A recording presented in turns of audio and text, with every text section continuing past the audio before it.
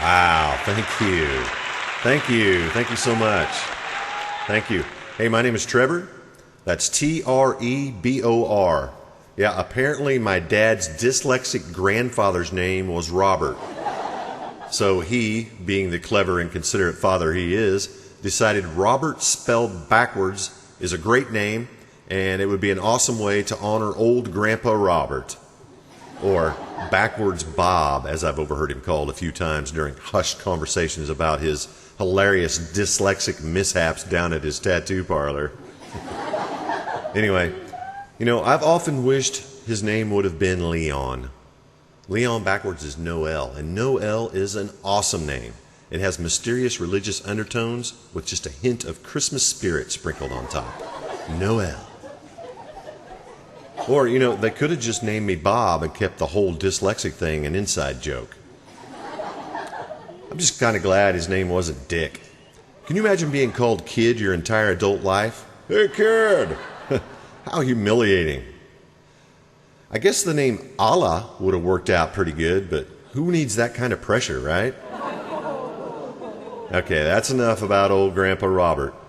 May he peace and rest. Now, I'm not a grandfather yet, but I can tell I'm getting old. It used to be, if you went shopping and you found an item with a chip in it, that was a bad thing. And you might even get a generous discount if you complained a little at the checkout counter. Nowadays, if something has a chip in it, it costs way more than the ones with no chip. And it will likely have a number of settings and complex functions that far exceed the average consumer's user's abilities and needs. I have a pair of sunglasses with built-in HD camera, which is awesome. You can even change the lens colors and darken or lighten the tint as needed, and that's all cool, but it has some other functions that I will never use. For example, these glasses automatically count and log the number of times I blink per minute, as if that information could possibly be remotely useful to anyone ever. Well, except perhaps a fake eyelash salesman or maybe someone training for the big staring contest at the local fair. Oh, and they beep 3 times every few minutes when it starts to get dark. I can only assume that this is to let stupid people know when it's time to take them off. Now, I don't know about you, but deciding when and when not to wear sunglasses has never been a huge challenge for me. When you go indoors or it starts getting dark, if you are not super high, hungover, or trying to hide a black eye, you take the sunglasses off. That's it. No beeps or blink tallies required for this one, guys.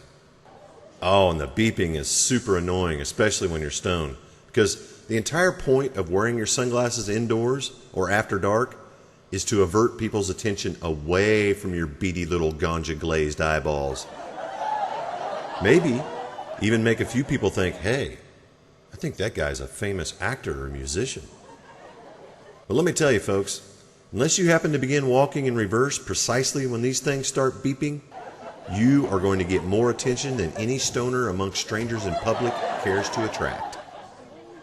Now you've instantly gone from people thinking, hey, that's Jeff Daniels, no, it's Corey Hart, to, I think we might be witnessing a house arrest violation here.